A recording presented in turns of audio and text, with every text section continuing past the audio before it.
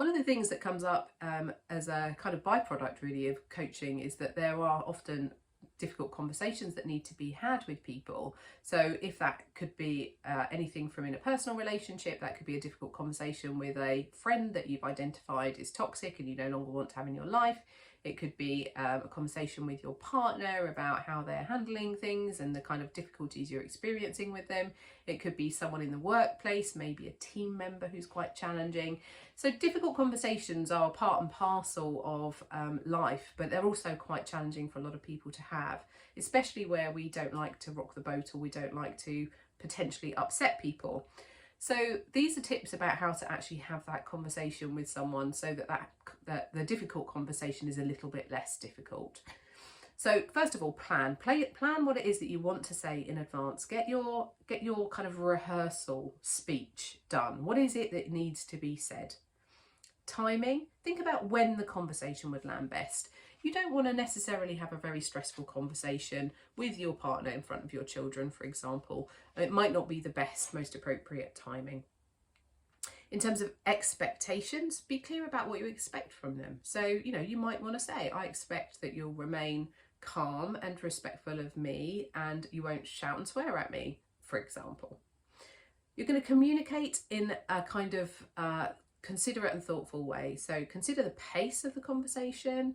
You don't want to just kind of launch in like a machine gun at somebody and tell them all of the stuff that you've been bottling up for ages. Think about how you're going to pace it. How quickly can you share information in a way that they're going to be able to take it on board and do something with it. It might be that you need to have several conversations, not just one, or it might be one long conversation, or you might just pick up one specific thing and talk that through and leave the other stuff for another time.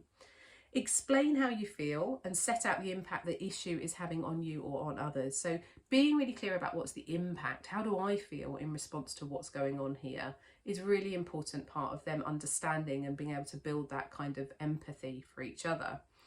Listen and seek to understand their response. So don't just fire stuff at them, because again, they're not going to be able to really work through what's going on if you do that, because they'll just go into shutdown mode and be threatened. So try and really listen and pay attention to what are they saying, why, when they come back to you about it and they respond, what's really going on for them, and see if you can tune into that and understand what's happening. What's the miscommunication? What's happening that you can try and get to grips with. Manage your emotions. It's really important that when you're having a difficult conversation that you are calm, that you remain in control of your emotional state, and try and stay grounded and sensible, and there are lots of emotional regulation tools that can help you prepare there.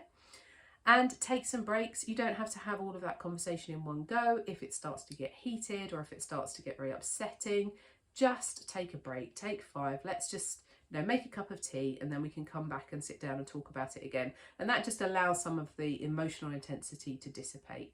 So planning in advance and getting your head around it, communicating really carefully, those sorts of things are going to help make that difficult conversation a little bit easier and a little bit more manageable.